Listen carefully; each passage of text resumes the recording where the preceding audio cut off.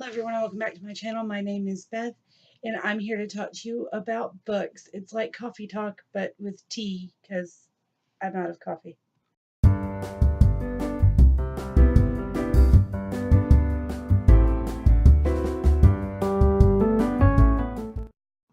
So basically I realized two things today. Number one is that since What Are You Reading Wednesday turned into the hashtag Hot and Sticky Summer Reading Challenge update, What Are You Writing Wednesday, I haven't really been talking to you guys about what I'm currently reading. And number two, I've never done a Friday Reads. And then suddenly something clicked in my head and I went, oh, let's do that. As always, this list is subject to change, but since I'm single and I have a cold/allergies, I'm really not expecting to have some huge something happen that requires me to like leave the house and not have my book with me.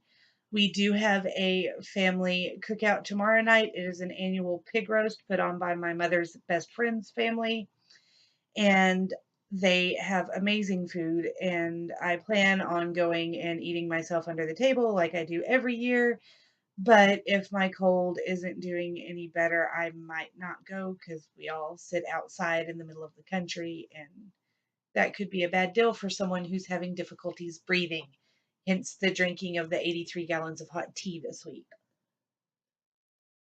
However, whether or not I go, I will be working on Shylock Is My Name by Howard Jacobson. I am currently on page 29, the beginning of chapter 3, and I didn't like chapter 1 at all, and I was afraid I was going to have to DNF the book because it was just driving me crazy getting through the first few pages. Chapter 2 was slightly better, and this book is pretty short. It's 275 pages or so. I don't think that I'll be DNFing it, but you never know. I'm going to do my best to push through and finish this. I've heard mixed reviews and it's got like a 3.78 rating on Goodreads, so we'll see what happens with it. The other big book that I want to finish this weekend is Fever City by Tim Baker. I've been working on this for about a month now between all of the other readathons and singing school and everything else I've been working on, but I am really excited. I've got about 50 pages left or less of this book, and it's all coming together wonderfully, and I am enjoying it immensely. I read a quote out of this about 20 minutes ago or so, and I immediately thought, hey, I need to add that to the video, share that with my friends. So here you go. They're talking about the broadcast of JFK's assassination and how the entire world found out fairly quickly because it was one of the first worldwide broadcasts, basically, of a news item. And he says this was the beginning of news as convenience food, smooth as a filter tip and just as addictive. And I thought that was just not only well described and beautifully written, but a very apt description of what news is and what it does to us in this day and age. There's not ever mystery involved unless we're following along with the cops, and it's kind of deadened everything. And I feel like that started everything, and that's what he is portraying to us, that act of the news being broadcast like that ushered in all of the news being broadcast like it is today. Am I making sense? Anyway, I really enjoyed that quote and I wanted to share it with you. Then the final things I'll be reading are literary journals. I tried to look locally and could not find anything. My local bookstore that's over an hour away from me is a Hastings, and they did not have literary journals at all. They didn't have any magazines that were of a literary bent, nothing.